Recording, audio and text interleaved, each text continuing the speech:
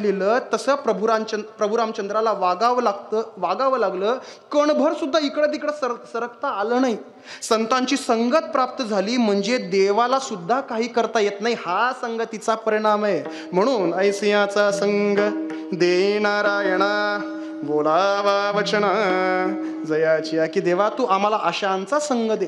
काय बर का, माणूस हा संगतशील प्राणी, संघामध्ये राहणारा प्राणी येतो. इतर जनावरांप्रमाणे तो काय जंगलामध्ये एकटा राहू शकत नाही. तो ज्या ठिकाणी जाईल त्या ठिकाणी संगत निर्माण करणार हा माणसाचा स्वभाव आहे. अहो, संगतीसाठी मला सांगा काय लागतं बरं? बसमध्ये बसलो, रेल्वेमध्ये बसलो, बाजूची सीट जर मोकळी असेल तर कोणी ना कोणीतरी येतं, आपल्या बाजूला बसतं. किती वेळ का असतं त्याच्याबरोबर प्रवास घडतो. संगत घडली का नाही मला सांगा? संगत घडते. रस्त्यावरनं चालत जर निघालो तर एखादा ओळखीचा माणूस आला तर त्याच्याबरोबर आपण चालत जातो. संगत घडली का नाही सांगा? संगतीसाठी काय प्रयत्न करावे लागतात? काहीही प्रयत्न करावे लागत नाहीत. व्यवहारामध्ये माणसं अशांचीच संगत करतात आणि फसतात. माणसं संसाराचा संग करायला जातात, पण संसाराचा संग करतात आणि त्या संसारामध्ये अडकून गुरफटून बसतात. त्या संसाराचा संग करण्यामध्ये अर्थ नाहीये, कारण त्या संसाराला आदिही नाहीये आणि त्या संसाराला अंतही नाहीये. न तद्भासयते सूर्यो न शशांको न पावकः यद्गत्वा न निवर्तन्ते तद्धाम परमं मम, की त्या संसाराला आदिही नाहीये, आदिही अंतही नाहीये, काही नाहीये. भासणारा हा संसार आहे. मृगजळाप्रमाणे हा संसार भासतो. उन्हाळ्याचे दिवस असतात, रस्त्यावरनं आपण निघतो, पाणी पडलेलं दिसतं रस्त्यावरती. तर पाण्याचा स्वभाव काय हो?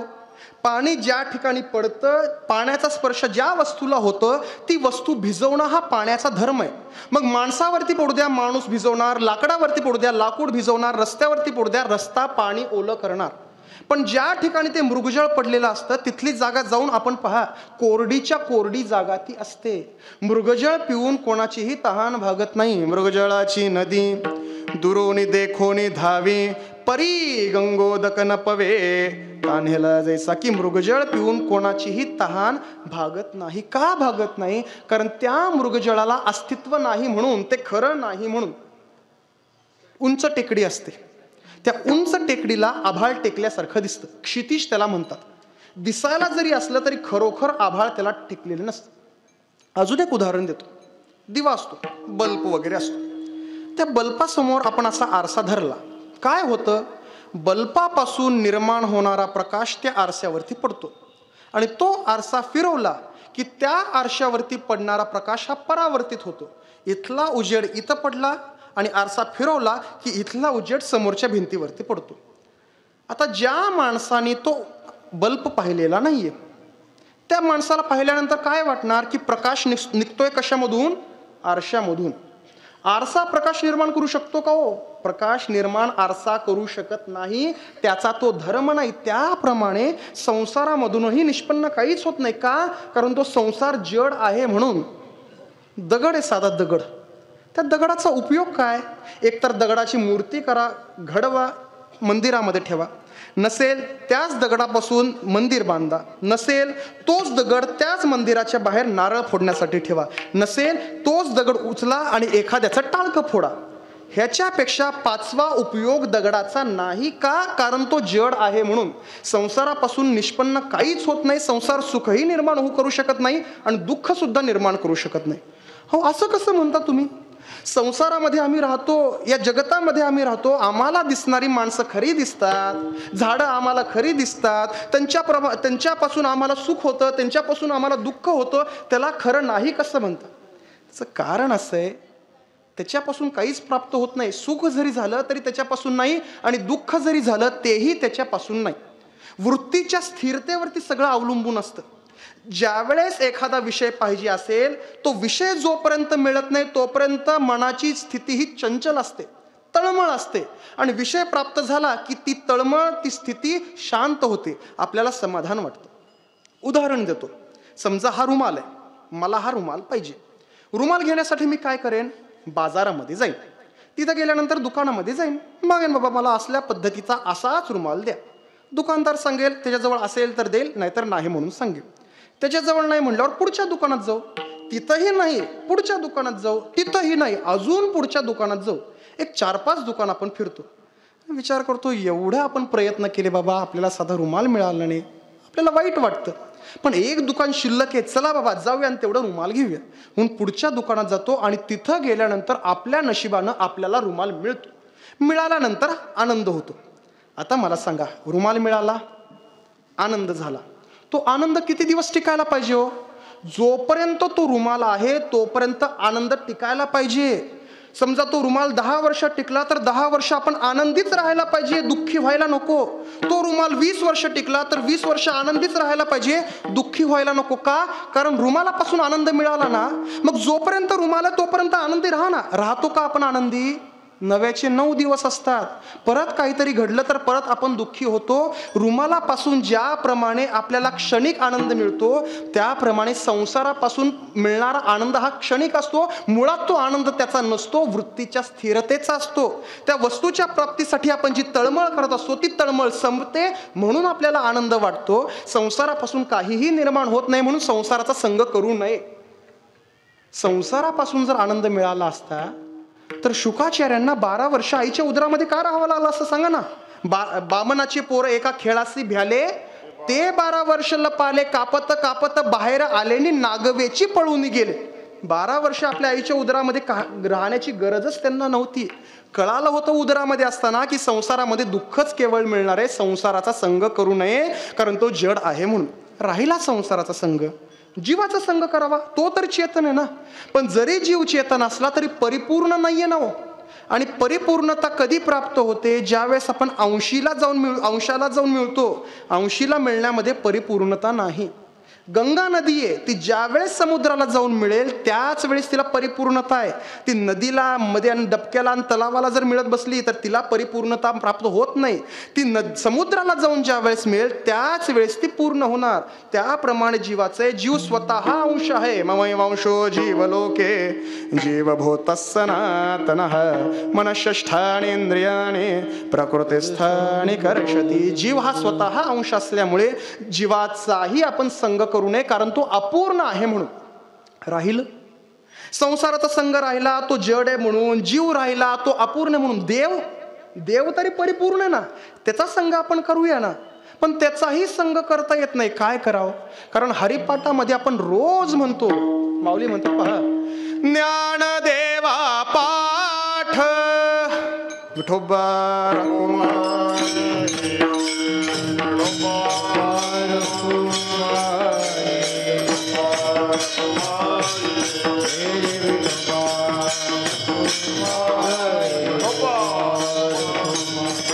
ज्ञानदेवा पाठ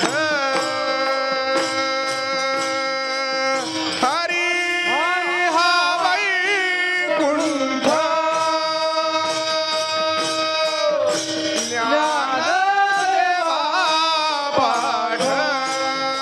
ज्ञानदेवा पाठ हरी हा वैकुंठ.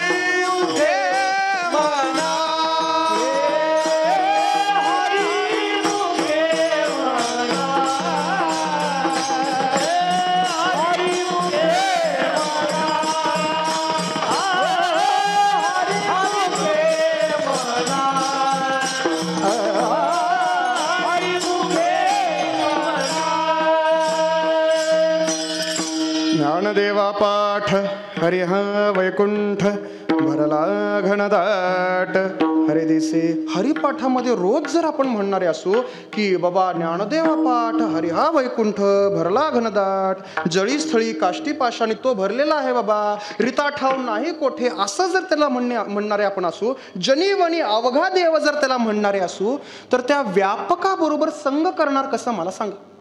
व्यापकाबरोबर कधीही संग होत नाही. संग जो होतो तो नेहमी परिच्छिन्नाबरोबर होतो, व्यापकाबरोबर संग होत नसतो. पहिलं कारण झालं. दुसरं कारण आपण त्याचा लाख संग करण्याचा प्रयत्न करू पण तो संगतीमध्ये आपल्याला येऊ देत नाही. त्याचं काय करायचं सांगा. तो ठरवतो संगतीमध्ये कोणाला घ्यायचं दर्शन कोणाला द्यायचं हा तो स्वतः ठरवतो. मला आलेला अनुभव लॉकडाऊनच्या अगोदर रामेश्वरला गेलो होतो कीर्तनाला. पुण्यावरनं निघालो तिरुअनंतपुरमला उतरलो. त्यावेळी ते पद्मनाभ स्वामीचं मंदिर खूप चर्चेमध्ये होतं पहा. म्हणे काय ते बालाजीपेक्षा श्रीमंत देवस्थान आहे म्हणे.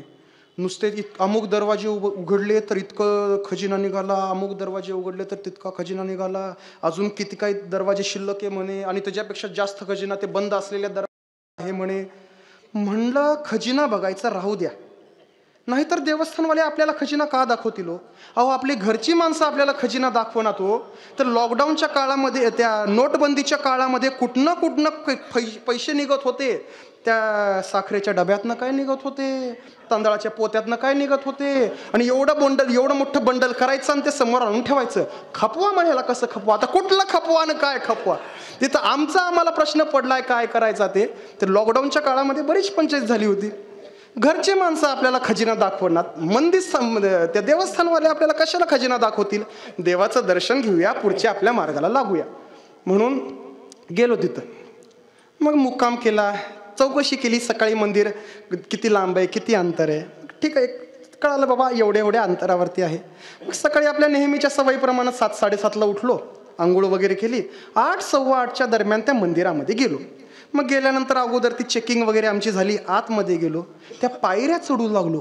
पायऱ्या चढत असताना काही माणसं आली. एक माणूस आमच्याकडे धावत आला आणि म्हणला थांबा म्हणे थांबा. म्हणलं काय झालं, तुम्हाला दर्शन घेता येणार नाही. म्हणलं का. नाही तुम्हाला हे कपडे घालून दर्शन घेता येणार नाही. म्हटलं कपडे काढून घ्यायचेत का. नाही म्हणे तुम्ही जे कपडे घातलेत की नाही ते जीन पॅन्ट टी शर्ट घालून तुम्हाला दर्शन घेता येणार नाही. म्हटलं काय घालू मग. आम्ही जे कपडे देतोय ते कपडे घाला. कुठे. चला म्हणे वस्त्र भंडारमध्ये आमच्या. गेलो त्यांच्याबरोबर वस्त्र भंडारमध्ये गेलो.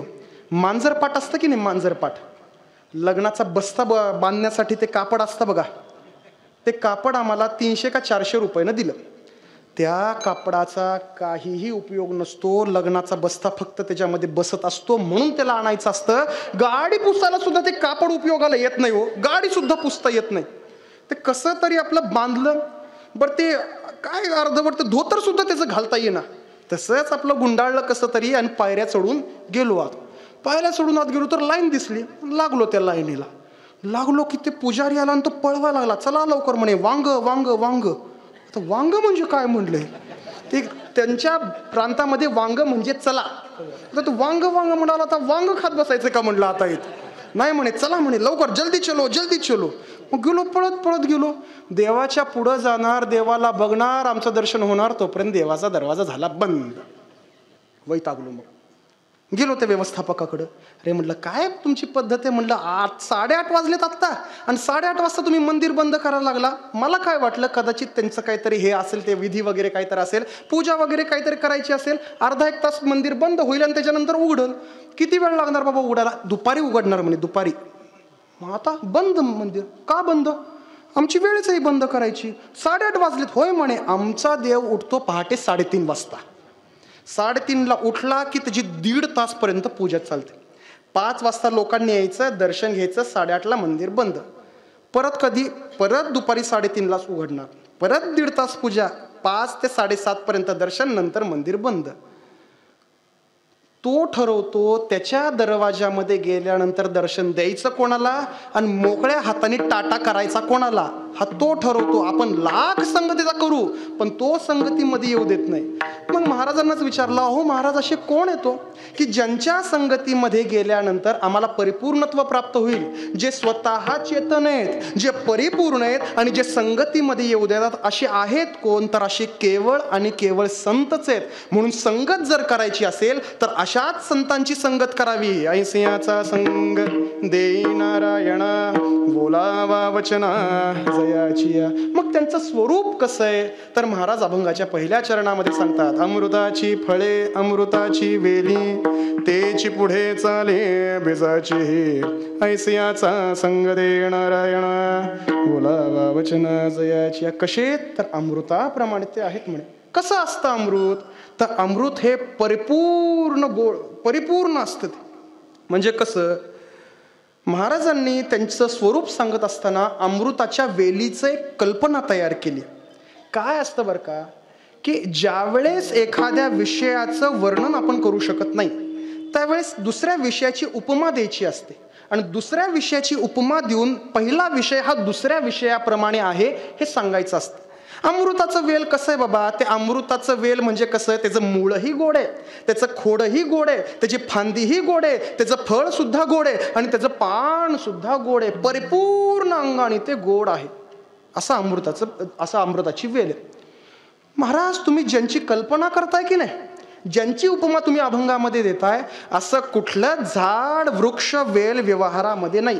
जे सगळ्याच अंगानं गोड असेल असं कुठलंच नाही. एकाचं फळ गोड आहे तर पान कडू आहे, पान कडू आहे तर ते खोड गोड आहे, असं वेगवेगळं प्रत्येकाचं हे आहे म्हणे. परिपूर्ण असं गोड कोणच नाही.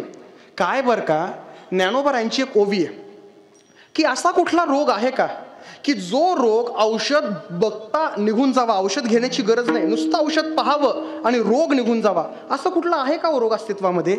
शके दाविताची रोग फेडू, जिव्हे तरी नवे कडू, ओखदू नाही मा घटू, उपमा कैची.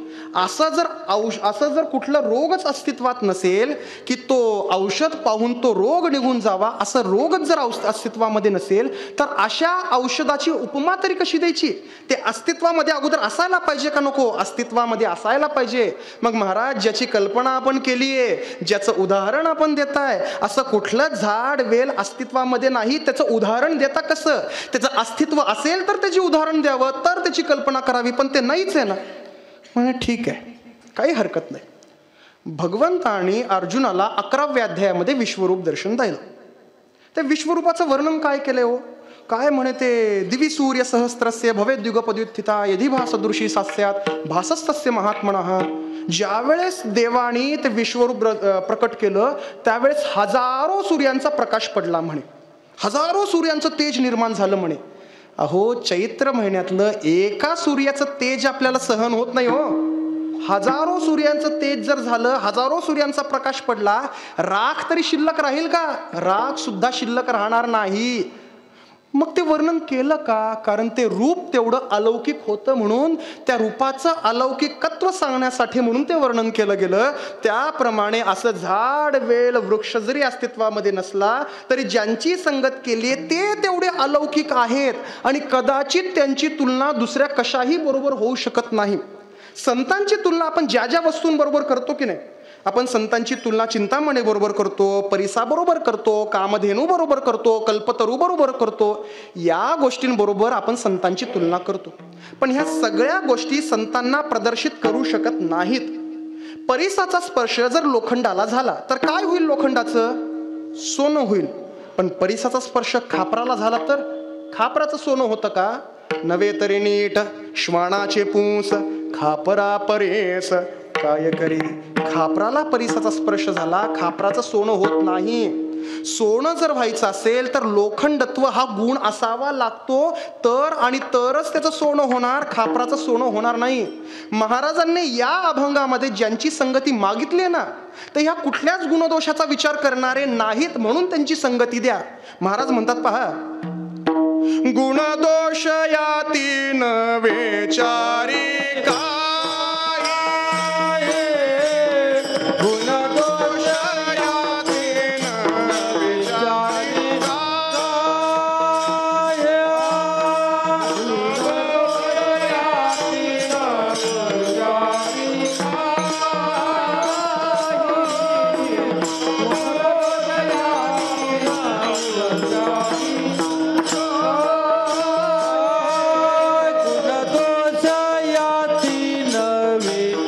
विचारी काही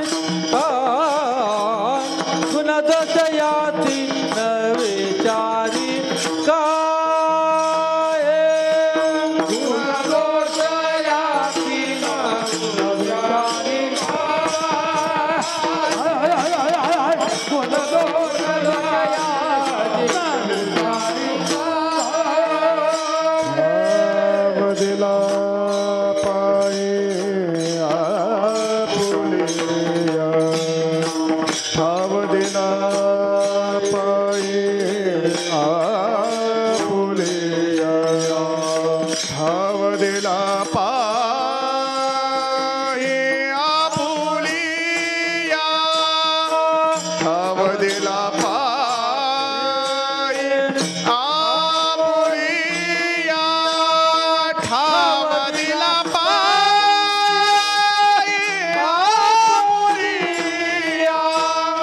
ठाव दिला पाये आपुलिया गुण दोष याती न विचारी काय गुण दोष याती न विचारी काय गुण दोष याती न विचारी काय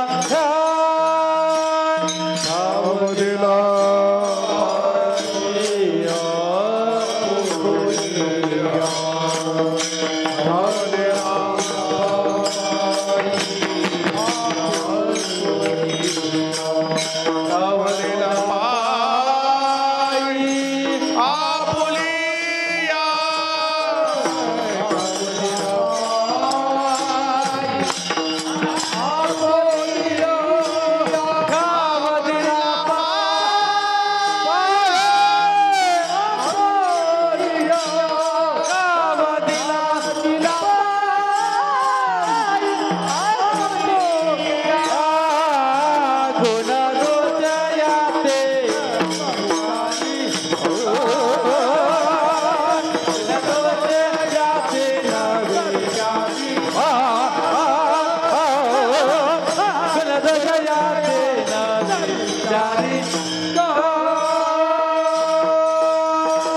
गुणदोष याती न विचार काही ठाव दिला पाये आपुलिया की गुणाचा दोषाचा विचार न करता ते आपल्या जवळ घेतात आणि ज्या अवस्थेवरती ते स्वतः आहेत त्या अवस्थेवरती नेऊन ते पोचवतात. कृपा कटाक्ष न्याहाळले आपुल्या पदी बैसविले. हे त्यांचं सामर्थ्य असल्यामुळे पाहत नाहीत ते तो लहान आहे का थोर याचा विचार ते करत नाहीत. कैवल्य कणकाची या दाना न पाहिजे थोर की साणा द्रष्ट्याच्या दर्शना पाढावू जो. ते लहान मोठ्याचा कुठलाही विचार न करता स्वतः जवळ घेतात आणि आपला उद्धार आणि उद्धारच करतात. म्हणून त्यांचा संग तू आम्हाला दे. संग महत्वाचा काय आहे का आहे कारण त्या संगतीवरती मूल्य प्राप्त होतं. म्हणून मूल्यहीनाचं जीवन संगतीमुळे मूल्यवान बनतं. कोणाच्या संगतीमध्ये आणि कसा राहिलाय याच्यावरती सगळं निर्धारित असतं. रहीमजींचा एक दोहा आहे. कदली सीप भुजंग मुख स्वाती 1 गुण 3. स्वाती नक्षत्राचं पाणी असतं. ते स्वाती नक्षत्राचं पाणी जर केळीच्या खोडामध्ये गेलं बुंथ्यामध्ये गेलं तर त्याचा परिणाम वेगळा.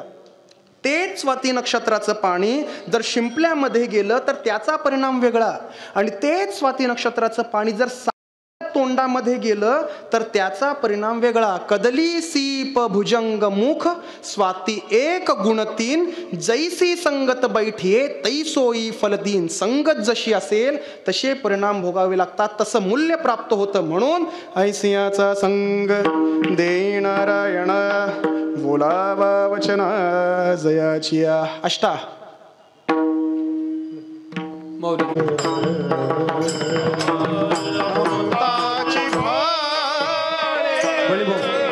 अमृताची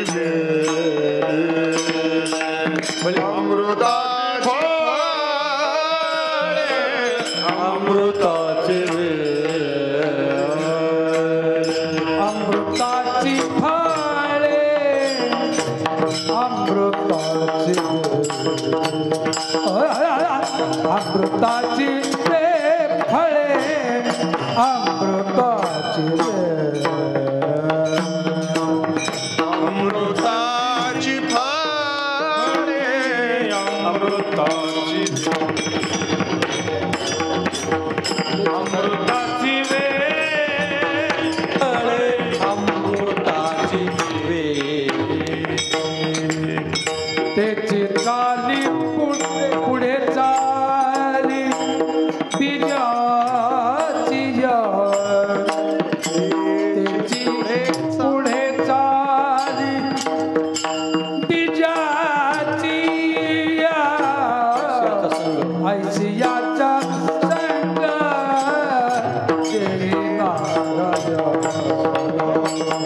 ऐसियाचा संग देई नारायण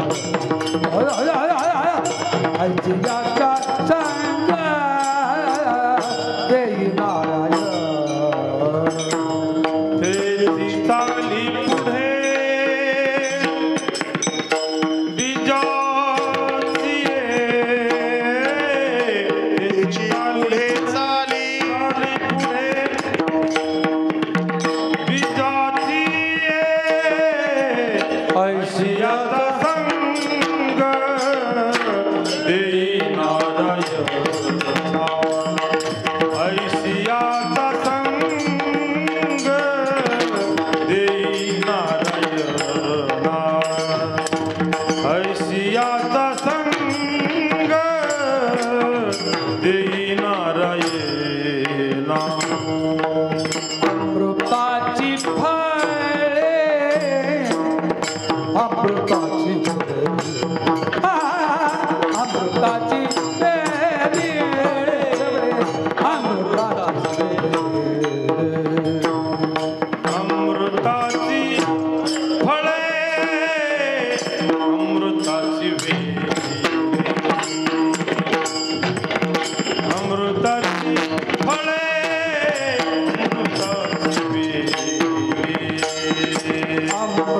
अमृताची फळे अमृताची अमृताची वेली अमृताची अमृताची फळे अमृताची अमृताची फळे अमृताची त्याची चाली पुढे चाली तिजाची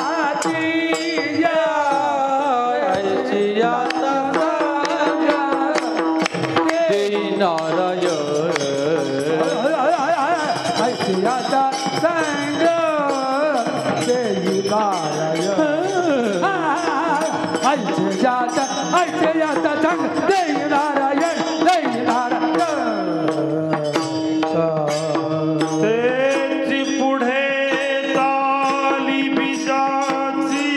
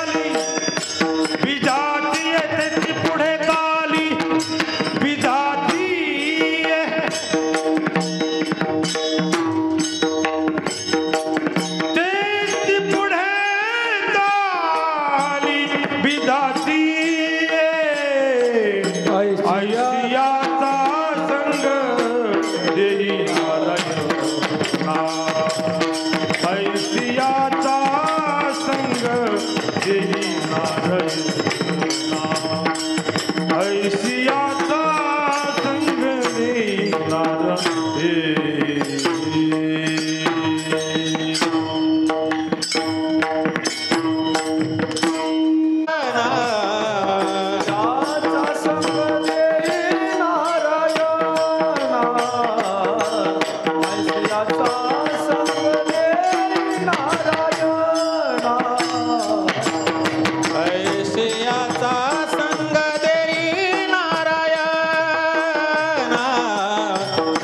ऐशियाचा संग देई नारायण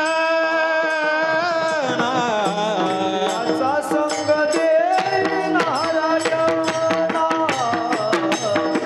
ऐशियाचा संग देई नारायण बोलावा वचना दयाचिया बोलावा वचना दयाचिया ओलावा वचना ओलावा वचना जयाचिया जयाचिया बोलावा वचना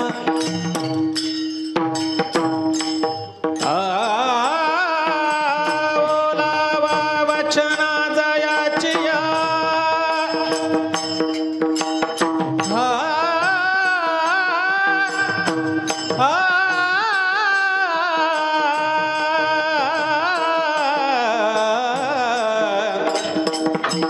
बोलावा वचना दयाचिया बोलावा वचना दयाचिया ऐशियाचा संग देई नारायण ऐशियाचा संग देई नारायण ऐशियाचा संग देई नारायण वचना दयाचिया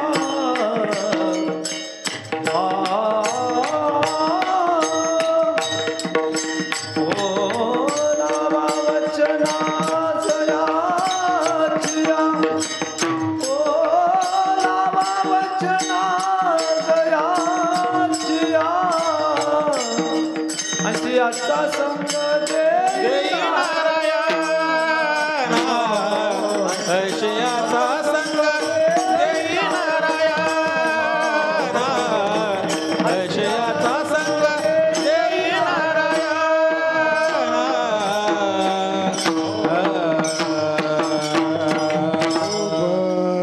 बर कुमार जागेवर जागेवर जागेवर बळी महाराज जागेवर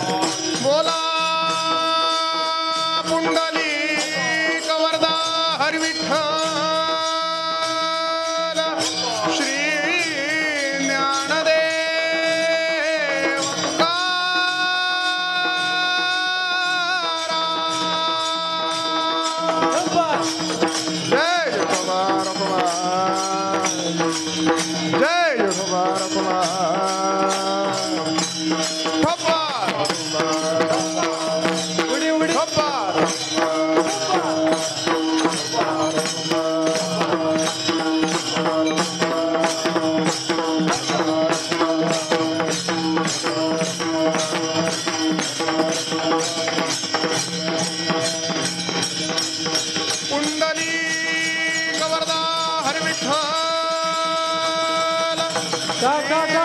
ज्ञानदेव तुकाराम.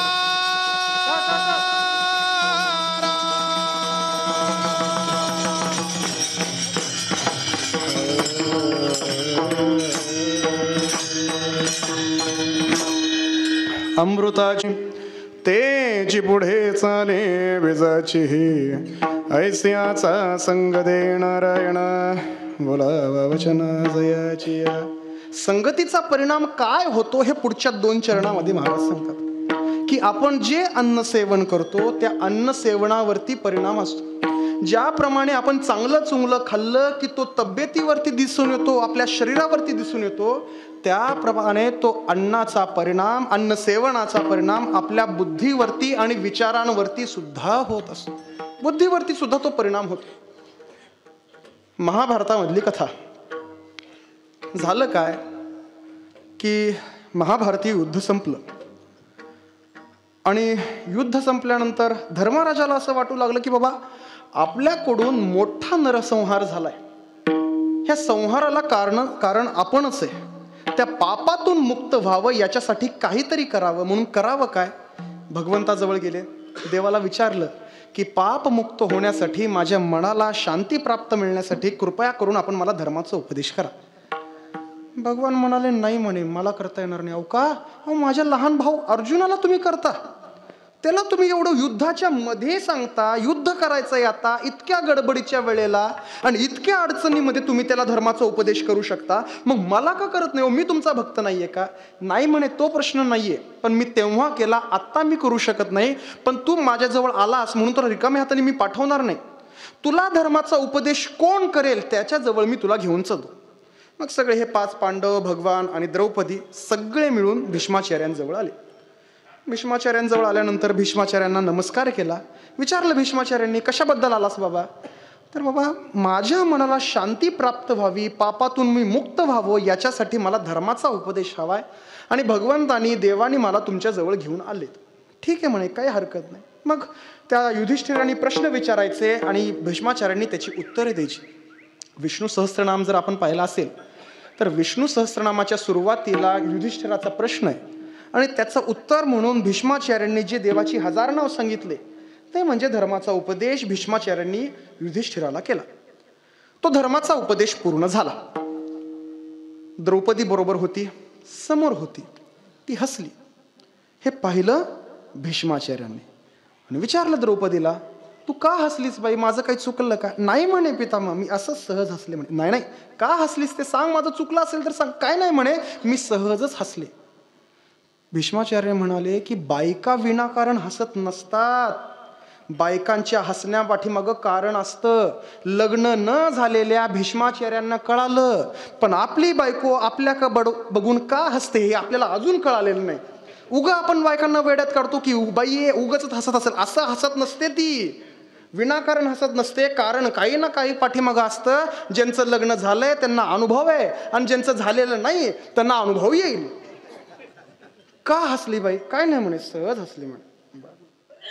विनाकारण बाई हसत नसतात, सांग तू का हसली? ते भीष्माचार्य जास्तच बोलू लागले. म्हटल्यानंतर मग सांगितलं की आत्ता तुम्ही या धर्मराजाला धर्माचा उपदेश करता. कोणाला करता? युधिष्ठिराला. युधिष्ठिराची जगामध्ये ओळख काय हो? धर्मराज म्हणून त्याची ओळख आहे. त्याच्या एवढा धर्म दुसऱ्याला कोणालाही कळत नाही असं लोक म्हणतात. आणि तो धर्मराज तुम्हाला येऊन विचारतो म्हणजे तुम्हाला काही ना काहीतरी त्यातलं कळलेलं असायला पाहिजे ना, विनाकारण तो येणार नाही. मग एवढा धर्म जर तुम्हाला कळत होता तर ज्यावेळेस माझं वस्त्रहरण चालू होतं तुमचा धर्म कुठं गेला होता सांगा. भीष्माचार्यांनी ऐकलं, म्हणाले बरोबर आहे तुझं द्रौपदी, तुझं बरोबर आहे. 2 कारण आहेत म्हणे मी शांत बसलो का, ह्याची 2 कारण आहेत. एक म्हणजे माझी प्रतिज्ञा आणि दुसरं म्हणजे अन्न सेवनाचा परिणाम. 2 प्रतिज्ञा केल्या होत्या. कुठल्या 2 प्रतिज्ञा? की ज्यावेळेस संतनू त्या दाशरथीकडे गेला होता आणि सत्यवतीचा हात मागितला, तो दाशरथी म्हणाला की हिच्यापासून जो मुलगा होईल तोच राजाचा अधिकारी व्हायला पाहिजे, तोच राजा व्हायला पाहिजे. नाही म्हणाला, परत आला. भीष्माचार्यांनी ते पाहिलं की राज्यामध्ये लक्ष नाहीये, राज्यकारभारामध्ये लक्ष नाहीये, कोणाबरोबर बोलणं नाही, कोणाबरोबर चालणं नाही. नेमकं झालंय काय काय असतं बरं का, मालकाची जी खोड ड्रायव्हरला माहीत असते की नाही, ती पोराला सुद्धा माहीत नसते स्वतःच्या. विचारायचं आता कोणाला, सारथ्याला विचारलं की झालंय नेमकं काय. त्यानं सगळं सांगितलं. हे गेलेले त्या सत्यवती बरोबर यांची भेट झाली, मग अमुक अमुक झालं, मग त्या दाशरथीकडे गेले, तो नाही म्हणाला, असं सगळं त्यांनी सांगितलं. एवढं काय म्हणे त्यामध्ये, मी जातो म्हणून हे परत त्या सत्यवतीच्या घरी गेले. काय अडचण आहे तुमची? काही अडचण नाही म्हणे, माझी कुठं काय अडचण आहे. मी फक्त म्हटलो काय की सत्यवतीचा मुलगा राजा व्हायला पाहिजे. म्हणजे आत्ताचे जे आई वडील म्हणतात की नाही की बाबा पुण्यामध्ये फ्लॅट असावा, 4 चाकी गाडी असावी, 5 अंकी पगार असावा, आई वडील जवळ राहायला नको, ह्या अटी आत्ताच आहेत अशा नाही, महाभारताच्या काळापासून चालत आल्या आहेत की मुलगा जो होईल तोच राजा झाला पाहिजे. त्यामुळे नाराज होऊन जाऊ नका. पुराणांपासून आपलं चालत आलंय, हे परंपरा आहे आपली ही, की अटी घालणं ही परंपरा आहे. काय म्हणे एवढं, तो राजा होऊन जाईल, मी त्याला राजा करेन. अरे कसं काय राजा करशील बाबा तू? उद्या समजा तुझं लग्न झालं आणि तुझी पोरं म्हणतील ना की आमच्या बापाने सोडलं म्हणून काय, आमचा अधिकार राज्यावरती आहे, अर्ध राज्य वाटून द्या म्हटल्यावर करायचं काय? तसं जर असेल तर मी लग्नच करणार नाही म्हणे. लग्न केलं नाही तर पोरं होणार नाहीत. बरं राहिलं बाबा, तू लग्न करणार नाहीस, तुझी पोरं काय करणार नाही. समजा उद्या तूच बंड जर केलंस तर, तूच बंड केलंस आणि इकडचे आमदार तिकडं नेले तर मग करायचं काय? राज्य सोडावं लागलं ना. नाही नाही नाही, तसं जर असेल तर दुसरी प्रतिज्ञा मी करतो की शांतनू नंतर जो राजा त्या गादीवरती बसेल त्या प्रत्येक राजामध्ये मी माझा बाप पाहीन. शांतनू नंतर विचित्रवीर्य राजा झाला, त्याच्यामध्ये बाप पाहिला. विचित्रवीर्य नंतर पंडू राजा झाला, त्याच्यामध्ये बाप पाहिला. आणि पंडू नंतर धृतराष्ट्र राजा झाला, त्याच्यामध्येही बाप पाहिला. त्यामुळे मी त्या सभेमध्ये काहीही बोलू शकलो नाही. एक म्हणजे तो माझ्या बापाच्या स्थानावरती आहे, आणि ज्या अर्थी धृतराष्ट्र शांत बसतोय त्या अर्थी त्याची मुकसंमती त्या कार्याला असली पाहिजे. मी त्याच्या संमतीचं उल्लंघन करणार कसा, म्हणून मी काही बोलू शकलो नाही. आणि दुसरं म्हणजे माझं अन्नसेवन, त्या धृतराष्ट्राच्या सेवेबद्दल मला पगार मिळतं, त्याच्यापासून मला वेतन मिळतं, आणि त्या वेतनाचं मी अन्न खातो, म्हणजे धृतराष्ट्राचं अन्न मी खातो. त्यामुळे धृतराष्ट्राची आणि दुर्योधनाची जशी बुद्धी असेल तशी माझीही बुद्धी त्यावेळी झाली, म्हणून मी बोलू शकलो नाही. हे दुसरं कारण. बरं ठीक आहे पितामह, तुम्ही ते अन्न खाल्लं म्हणून तुमची वृत्ती तशी झाली, तुमची बुद्धी तशी झाली, मग आता धर्म सुचला कुठून तुम्हाला? आता कशाला सांगायला लागलाय? त्यावेळेस भीष्माचार्य म्हणाले की त्या धृतराष्ट्राचं अन्न खाऊन त्या अन्नापासून जे रक्त तयार झालं होतं ते सगळं रक्त अर्जुनाने मारलेल्या बाणांमधून आता वाहून गेलंय, आणि आता माझ्या शरीरामध्ये जे रक्त आहे ते शुद्ध रक्त असल्यामुळं मी या धर्माचा उपदेश करू शकलो. उत्तम सेवन शीतळ कंठासी पुष्ठकांती तैसे दिसेवरी. आणि शेवटी महाराज म्हणतात, तुका म्हणे तैसे होई जेत संगे वास लागो अंगे चंदनाच्या, की चंदनाच्या संपर्कामध्ये आला की त्या चंदनाचा वास ज्याप्रमाणे त्याच्या संपर्कामध्ये आलेल्या वस्तूला लागतो तसा संतांचा संग घडला की संतांच्या संगतीचा परिणाम आमच्या आयुष्यावरती होतो. एखादा बाण मारावा, तो बाण ज्याप्रमाणे शरीराच्या खोल आत जातो त्याप्रमाणे संत संगतीचा परिणाम हा स्थूल देहावरती आणि सूक्ष्म देहावरती सुद्धा होत असतो. चंदनाच्या संपर्कामध्ये आलेल्या वस्तूला आपण कितीही धुवा, कितीही काही करा, अहो चंदनाला साबण लावून लावून लावून जरी आपण घासलं थोड्या वेळापुरता वास जाईल, पण थोड्या वेळानंतर चंदनाचा वास येईल. तो चंदनाचा वास लपून राहू शकत नाही. लॉकडाऊनच्या अगोदर त्या उत्तर भारतामध्ये गेलो होतो आम्ही. उत्तर भारतामधले 4 धाम वरचे म्हणजे केदारनाथ, बद्रीनाथ, यमुनोत्री आणि गंगोत्री. उरलेले 3 धाम आमचे झाले. बद्रीनाथ झालं, केदारनाथ झालं आणि यमुनोत्री झालं. शेवटचं राहिलं गंगोत्री. मग गंगोत्रीला गंगा नदीची आरती केली. आरती पूर्ण झाली, परतीच्या प्रवासाला आम्ही निघालो. ते ट्रॅव्हल्स बांधलेली होती, सामान सगळं ट्रॅव्हल्सवरती चढवत होते, बाकीचे लोक तिथं थांबले होते. निघाला एक 5-10 मिनटं उशीर अवकाश होता म्हणून बाजूला आपला थांबलो होतो मी. समोरनं 2 माणसं आले, एक दुसरीकडे गेला आणि एक थेट माझ्या समोर आला. म्हणाला, साहब आपको कस्तुरी चाहिए क्या? हिंदीमध्ये विचारलं मला, तुम्हाला कस्तुरी पाहिजे का? आता बाप जन्मामध्ये कोणी कस्तुरी पाहिली नाही. ती कसली आहे काय? कसली आहे दाखव म्हणलं. बाबा तू कस्तुरी तिची. त्यानं दाखवली, ती कस्तुरी आमच्या समोर ठेवली. बघितलं, वास घेतला, सुगंध आला. कितीला देतो बाबा म्हटलं. साहब इसकी किंमत बहुत आहे, याची किंमत खूप आहे, पण तुमच्यासाठी म्हणून, व्यापारी असं बोलत असतात बरं का, तुमच्यासाठी म्हणून ही वस्तू तुम्हाला कमी किमतीला देतो. कमी कितीला देशील बाबा? 1000 रुपयाला देतो. 1000 रुपये म्हटल्यानंतर डोक्याला मी हात लावला. किंमत ऐकून नाही, इतकं कमी कसं काय द्यायला लागला म्हणून. अरे लाख रुपये तोळा ती कस्तुरी आहे. एकतर कस्तुरी घेणं आणि विकणं कायद्यानं बंदी आहे, गुन्हा येतो. पण तरीही सुद्धा जर मिळत असेल तर ती लाख रुपये तोळ्याने मिळणारी कस्तुरी अख्खीची अख्खी तुम्हाला 1000 रुपयाला द्यायला लागलास. होय म्हणला साहेब, करायचं काय? आम्ही ह्या डोंगरामध्ये राहणारी माणसं, तुमच्यासारखी माणसं 4 महिन्याला येतात. 4 महिने तुमच्यासारख्या माणसांबरोबर आम्ही व्यापार करायचा, 4 महिने पैसे कमवायचे आणि 4 महिने कमवलेल्या पैशांवरती 8 महिने आम्हाला काढायचे असतात. घरामध्ये मी कमवणारा एकटा आहे, खाणारी माणसं 10 आहेत, करणार काय? ह्या जंगलामध्ये अमूल्य अशा वस्तू आहेत ज्याचं काही मोल नाही, पण जास्त किंमत जर सांगितलं तर माणसं विकत घेत नाहीत ना हो. त्यामुळे काय करावं लागतं? पोटासाठी का असेना किंमत पाडावी लागते आणि कमी किमतीवरती विकावं लागतं. आमच्याकडं पर्याय नाही, करायचं काय? ते जे मला सांगत होता ना तो माणूस, ते सगळं मला अगदी पटत होतं. वकील असून सुद्धा सगळं मला पटत होतं की बाबा काय सांगतोय, खरोखरच आता कोण येणार आहे म्हणलं एवढ्या असल्या डोंगरामध्ये. अरे तिथं लाईट नाही, तिथं रस्ता नाही, कशाला माणसं येतात? ह्यांना काही खायची प्यायची साधनं नाही. खरं बोलत असावा म्हणून खिशामध्ये एक. अरे म्हणलं, अरे काय म्हणलं, तुझा जोडीदार त्याला 50ला देतोय आणि तू मला 100ला देतोयस का? दे माझे पैसे. म्हटलं मला नको तुझी. घ्या म्हणला साहेब, 100ला 2 घ्या म्हणला. त्या जोडीदाराला त्यानं घेतलं, गळ्याभोवती असा हात टाकला. तुला काही कळतंय का नाही बाबा, माझ्या 100 रुपयाला जात होती, तुझ्यामुळे 50ला द्यावी लागली मला. नाही तर त्याला शिव्या दिला. आपल्याला काय करायचंय? आपल्याला लाख रुपयाची कस्तुरी 100 रुपयाला मिळाली. मी माझ्या 3ऱ्याच आनंदामध्ये ती कस्तुरी कागदामध्ये बांधली, त्याला कपड्याच्या खाली ठेवलं, बॅगवरती चढवली आणि दिली बॅगवरती पाठवून. गाडीमध्ये बसलो. गाडीमध्ये बसल्यापासून मला काय अन्न गोड लागना, घशाच्या खाली माझ्या पाणी उतरणा. विचार करायला लागलो, कस्तुरी घेतल्यावर असं होतंय का काय? त्याचं नव्हतं तसं. ते मला चिंता होती पुढच्या गोष्टीची.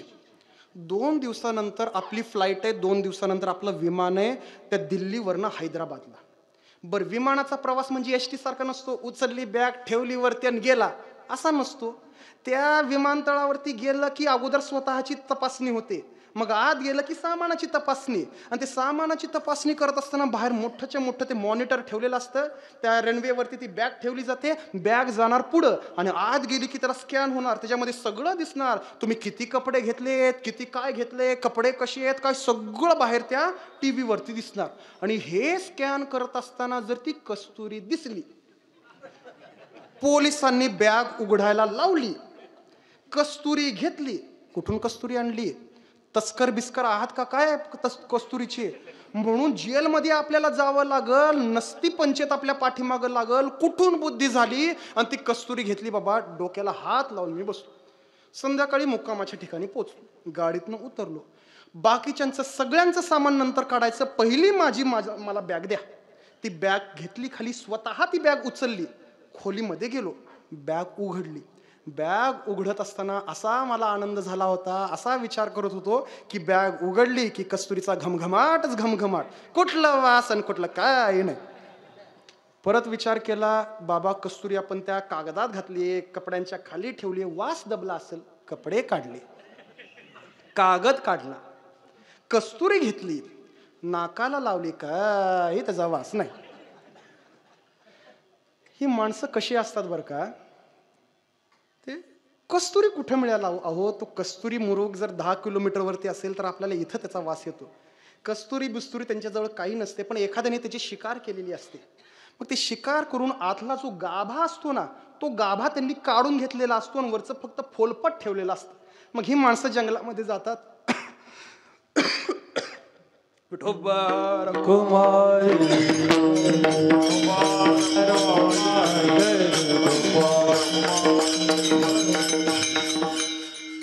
ही माणसं जंगलामध्ये जातात, ती कस्तुरीची फुलपटं आणतात आणि आणल्यानंतर अत्तर त्याच्यावरती लावतात. विकायला नेत असताना परत त्याच्यावरती अत्तर लावतात. ज्यावेळेस ते कस्तुरीला अत्तर लावत असतात त्यावेळेस त्यांच्या हाताला सुद्धा अत्तर लागलेलं असतं. ही आपल्या जवळ येतात, विचारतात अगोदर आपल्याला, तुम्ही कस्तुरी पाहिली आहे का? आणि जर पाहिलेली नसेल तर ते सांगतात आपल्याला की कस्तुरी ओळखायची कशी? तर म्हणे उजव्या हातामध्ये कस्तुरी ठेवायची आणि डाव्या हाताचा वास घ्यायचा. डाव्या हाताला जर कस्तुरीचा वास आला तर ती कस्तुरी अस्सल म्हणा. म्हणून त्यानं माझ्या उजव्या हातामध्ये कस्तुरी ठेवली. डावा हात त्यानंच आपल्या हातामध्ये पकडला, लांब नेला आणि वास घ्या म्हणाला. त्याच्या हाताला अत्तर लागलेला असल्यामुळं माझ्या हातालाही त्यानं स्पर्श केला आणि माझ्या हाताला सुद्धा ते अत्तर लागलं. पण ज्या वेळेस मी साबण लावून हात धुतला त्यावेळेस सगळं अत्तर निघून गेलं.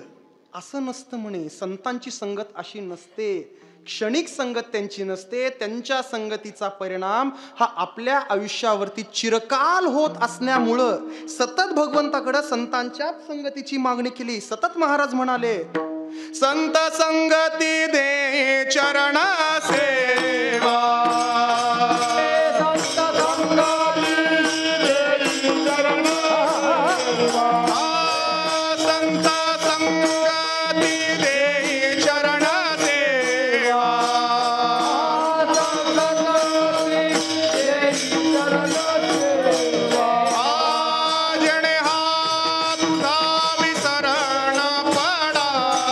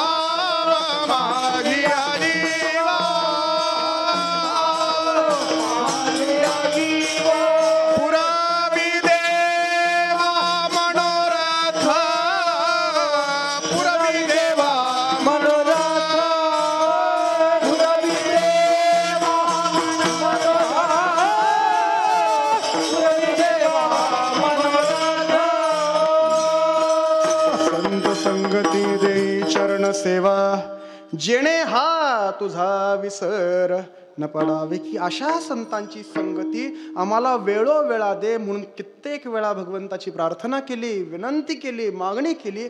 कारण त्यांच्या संगतीमुळेच आमचं कल्याण होणार आहे. तेची माझे हित करती सकळ ते, आणि तेच केवळ आमचं हित करत असल्यामुळे त्यांच्या पायावरती आमचा खूप विश्वास आहे. संतांचे पायी हा माझा विश्वास.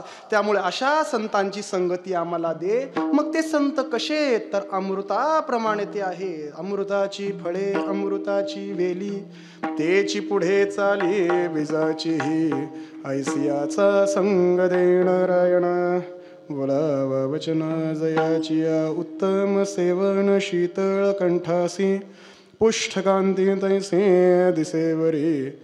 ऐसियाचा संग दे नारायण, बोलावा वचन जयाचिया. तुका म्हणे तैसे होईजे तसंगे, वास लागो अंगे चंदनाच्या.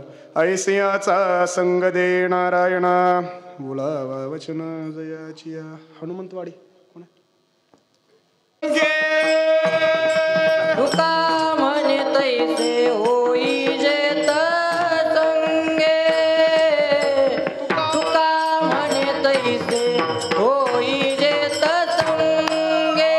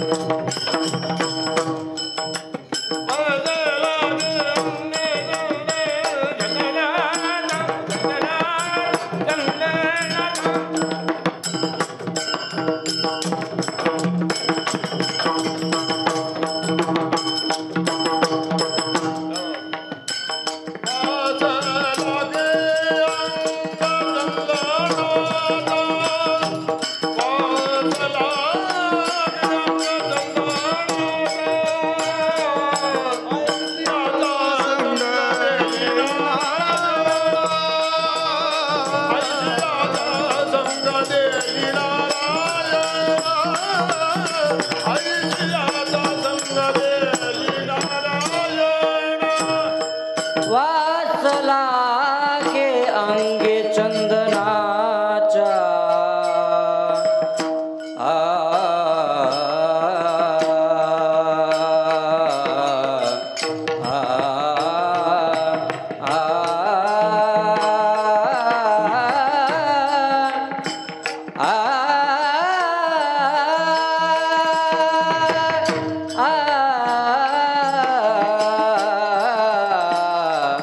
वास लागे अंगे चंदनाचा चंदनाचा चंदनाचा वास लागे वास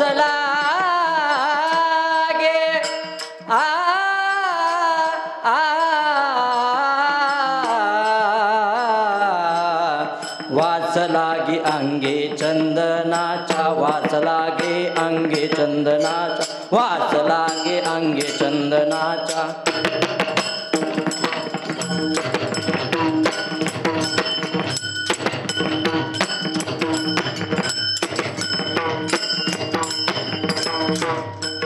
हे वास लागे अंगे चंदनाचा वास लागे अंगे चंदनाचा हो ऐसियाचा संग देई नारायणा ऐसियाचा संग देई नारायणा ऐसियाचा संग देई नारायण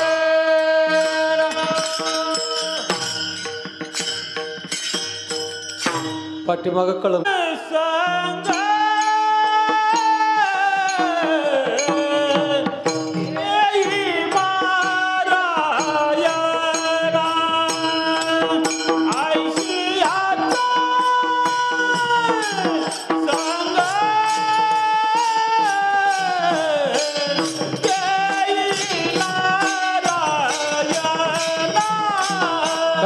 टाळा संग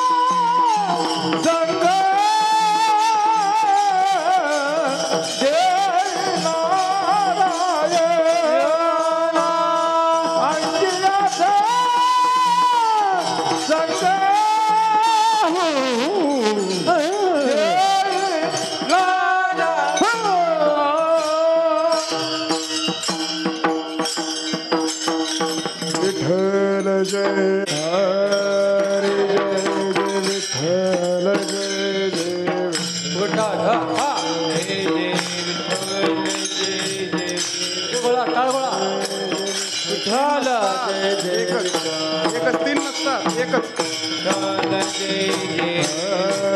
जय जय विठ्ठल जय बोला खबरदार विठ्ठल श्री ज्ञानदेव